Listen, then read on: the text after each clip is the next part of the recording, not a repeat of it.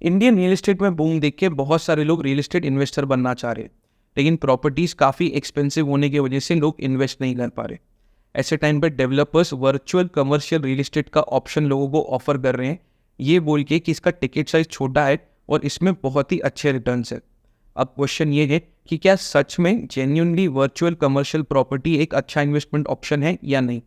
आज मैं यही डिस्कस करूंगा कि what exactly is virtual commercial real estate, how it is different from a lockable commercial property, virtual commercial space के advantages और डिसएडवांटेजेस क्या हैं, और कौन सी चीज़ें हैं जिनका आपको ध्यान रखना चाहिए एक वर्चुअल स्पेस में इन्वेस्ट करने से पहले। Hello everyone, I am Rohan Bhardwaj and शुरू करते हैं आज का वीडियो। जब आप एक कमर्शियल प्रॉपर्टी खरीदते हो, चाहे वो ऑफिस हो या रिटेल स्पेस हो, आपको अपनी डेडिकेटेड जगह मिलती है जिसकी दीवारें होती हैं, एक दरवाज़ा होता है जिसको आप लॉक कर सकते हो। ऐसी प्रॉपर्टी को लॉकेबल कमर्शियल प्रॉपर्टी बोलते हैं। It's like a normal commercial office space या रिटेल स्पेस। इसके आप रजिस्टर्ड ओनर हो, आप जिसे चाहे उसे ये रेंट पे दे सकते हो, अगर खुद चाहे तो आप खुद यूज़ कर सकते हो। लेकिन अगर आप एक बड़े से कमर्शियल स्पेस में एक छोटा सा पोर्शन खरीद रहे हो जिसकी अपनी कोई दीवारें नहीं है, कोई दरवाज़ा नहीं है, और आपके साथ में उसके काफ़ी सारे ओनर्स और भी हैं, तो इसे virtual space in real estate बोलते हैं। अब फॉर एग्जांपल 10 लोगों ने मिलके एक 10,000 स्क्वायर फीट का ऑफिस स्पेस खरीद लिया, तो हर इंडिविजुअल के हिस्से में आया 1000 स्क्वायर फीट का एरिया। बट क्योंकि पूरा ऑफिस स्पेस 10,000 स्क्वायर फीट का है, तो किसी को भी नहीं पता कि उनका 1000 स्क्वायर फीट कहाँ पे है। इसको बोलेंगे हम virtual space in real estate. और जो भी कंपनी आपको ये बेच रही है, चाहे वो डेवलपर है या फिर वो एक असेट मैनेजमेंट कंपनी है, वही कंपनी इस पूरी प्रॉपर्टी को मैनेज करेगी, इसके लिए टेनेंट ढूंढ के लेके आएगी, रेंट कलेक्ट करेगी, और आपको आपके शेयर का प्रॉफिट मतलब वो रेंट मिल जाएगा।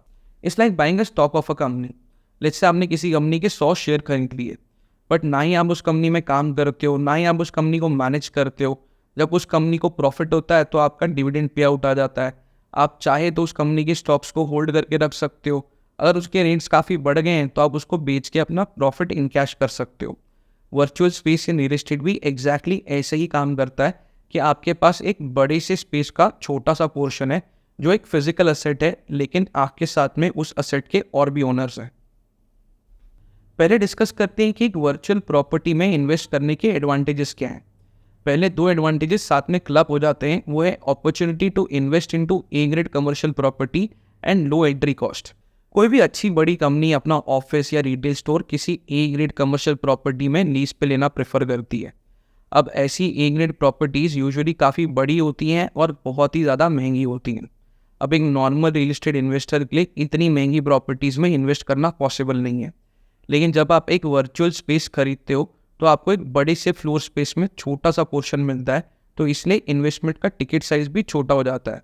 इनफैक्ट आप एक 10,000 स्क्वायर फीट की ऑफिस स्पेस में सिर्फ 500 स्क्वायर फीट भी खरीद सकते हो, और इसका इनिशियल इन्वेस्टमेंट साइज शुरू हो जाता है 10 लाख से 15 लाख रुपए के बीच में।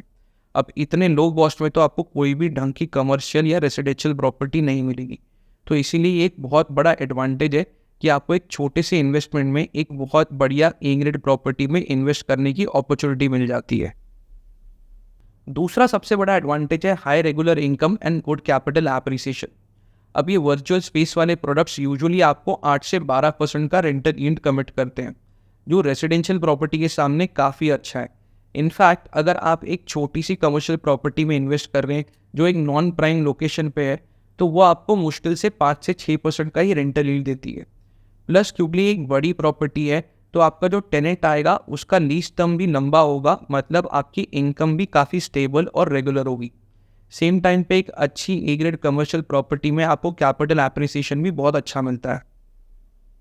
वर्चुअल स्पेस की leasing is manage by the developer और द असेट मैनेजमेंट कंपनी, मतलब आपको खुद कोई टेनेंट ढूंढने की ज़रूरत नहीं है। अगर आप एक लॉकेबल यूनिट खरीदते हो तो टेनेंट भी आपको ढूंढना होगा, उससे लीज निगोशिएट करनी होगी, लीज के टर्म्स निगोशिएट करने होंगे, रिन्यूअल के टर्म्स निगोशिएट करने होंगे। ये सारी चीज़ें अपने आप में ही एक बहुत बड़ा हेडेक है। लेकिन अगर आप एक वर्चुअल स्पेस खरीदते हो तो आपका ये सारा एफर्ट बच जाता है। एक कमर्शियल प्रॉपर्टी के केस में आपको टेनेंट को एडिशनल सपोर्ट भी प्रोवाइड करना होता है इन टर्म्स ऑफ मेंटेनेंस और any issues in the building. But एक वर्चुअल प्रॉपर्टी के केस में आपको खुद कुछ भी करने की ज़रूरत नहीं है। ये सारी चीज़ें will be manage by the developer और the asset management company. Theoretically एक वर्चुअल कमर्शियल स्पेस से एग्जिट लेना ईजी है। यहाँ पे मैं थियोरेटिकल क्यों बोल रहा हूँ, क्योंकि जो भी आपको ये प्रॉपर्टी बेच रहा है, चाहे वो डेवलपर है, ब्रोकर है या कोई असेट मैनेजमेंट कंपनी है, वो आपको 4 चीज़ें बोलेंगे। सबसे पहला, इसका इन्वेस्टमेंट टिकट साइज छोटा है और इसीलिए ये आसानी से बिक जाएगी। दूसरा, ये ए ग्रेड प्रॉपर्टी है जो हमेशा डिमांड में रहेगी। तीसरा, इसके ऊपर आपको बहुत बढ़िया कैपिटल एप्रिसिएशन मिलेगा और इसीलिए रीसेल में भी लोग इसको खरीदने के लिए रेडी होंगे। एंड फाइनली, आपका शेयर बेचने में हम खुद आपकी हेल्प करेंगे। बट इन रियलिटी ये सारी चीज़ें शायद पॉसिबल ना हो और बहुत ज़्यादा ईजी भी ना हो। ये डिफ़िकल्ट क्यों हो सकती हैं, इसको मैंने वीडियो में आगे फिर से डिस्कस किया है। वर्चुअल स्पेस में इन्वेस्ट करने के एडवांटेजेस तो काफ़ी सारे हैं, लेकिन कुछ डिसएडवांटेजेस भी हैं। सबसे पहला डिसएडवांटेज ये है कि आपका प्रॉपर्टी पे कोई कंट्रोल नहीं है।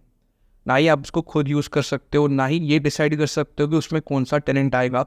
इनफैक्ट आपको ये भी पता नहीं है कि पूरे फ्लोर स्पेस में से आपका शेयर कौन सा है। सेकेंड मेजर प्रॉब्लम है कि वर्चुअल स्पेस के केस में काफ़ी सारे फ्रॉड्स होते हैं।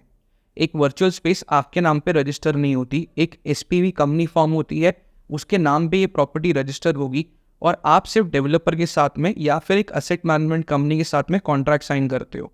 अब ऐसा बहुत बार हुआ है, स्पेसिफिकली जब एक developer under construction virtual property बेच रहा है तो वो सेम स्पेस मल्टीपल लोगों को बेच देता है और फिर आपको प्रॉब्लम फेस करनी पड़ती है। थर्ड इशू है लीज रिन्यूअल्स। अब आपने एक बार वर्चुअल स्पेस खरीद ली तो आप बार बार उस प्रॉपर्टी पे विजिट नहीं करोगे उसको इंस्पेक्ट करने के लिए। अब अगर बिल्डिंग के अंदर कोई मेंटेनेंस को लेके इशू चल रहा है या फिर कोई और टेनेंट्स का बिल्डिंग में कोई इशू चल रहा है तो शायद आपका टेनेंट अपनी लीज रिन्यू ना करे। इससे आपके रेगुलर इनकम पे इम्पैक्ट आएगा, प्लस आपको इसे रीसेल में बेचने में भी डिफिकल्टी आएगी। एक वर्चुअल स्पेस या तो आप एक असेट मैनेजमेंट कंपनी से खरीद सकते हो या फिर एक डेवलपर से डायरेक्टली ले सकते हो। नाउ लेट्स से अगर आप एक असेट मैनेजमेंट कंपनी से खरीद रहे हो तो इनका कोर बिजनेस होता है कि वो अच्छे कमर्शियल प्रॉपर्टीज़ को आइडेंटिफाई करें जहाँ पे हाई रेंटल यील्ड्स मिल रहे हैं और फ्यूचर में जिसके कैपिटल एप्रिसिएशन की अच्छी पॉसिबिलिटी है। ऐसी कंपनीज काफ़ी प्रोफेशनली मैनेज्ड होती हैं और पॉसिबिलिटी के आपको अच्छे रिटर्न्स मिलेंगे, लेकिन इनका minimum ticket size of investment थोड़ा सा ज़्यादा बड़ा होता है। लेकिन ऐसे केस में आपको एग्जिट भी ईजिली मिल सकता है क्योंकि इनके प्लेटफॉर्म पे इन्वेस्टर्स आते रहते हैं। इस मॉडल को फ्रैक्शनल ओनरशिप भी बोलते हैं।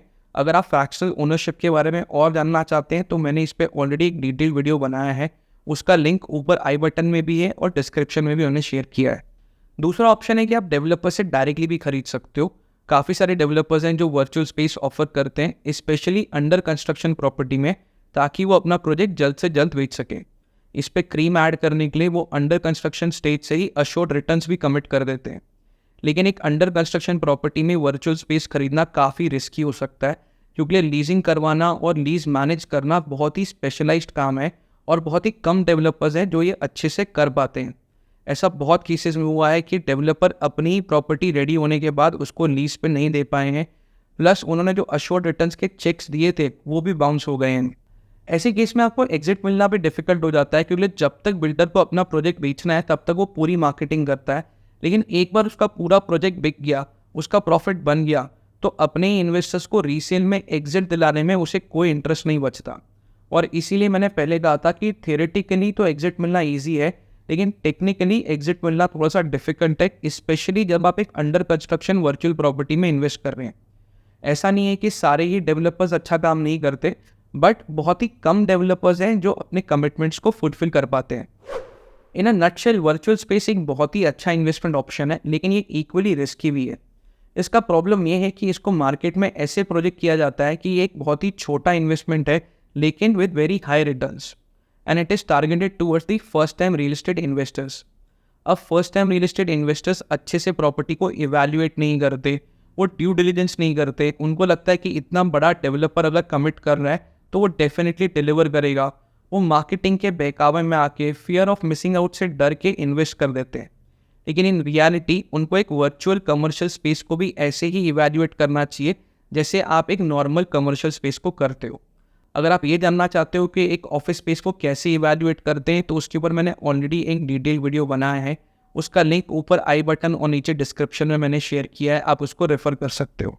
और अगर आप ये जानना चाहते हो कि एक रिटेल स्पेस को या फिर एक शॉप को कैसे इवैल्यूएट करते हैं तो प्लीज़ कमेंट्स में मेंशन कीजिए, मैं इन टॉपिक्स पे फ्यूचर में वीडियो बनाऊंगा। आई होप आपको आज का वीडियो इंटरेस्टिंग लगा होगा। अगर पसंद आया है तो प्लीज़ इसे लाइक कीजिए, अपने फ्रेंड्स, फैमिली, कलीग्स के साथ में शेयर कीजिए। और अगर आप इंडियन रियल एस्टेट के बारे में और जानना चाहते हैं, सीखना चाहते हैं, तो मेरे चैनल को सब्सक्राइब कर लो, क्योंकि मैं इसी तरीके से इंडियन रियल एस्टेट पे और नॉलेज शेयर करता रहूँगा। That's all for today, signing off. I am Rohan Bhardwaj, take care, have fun.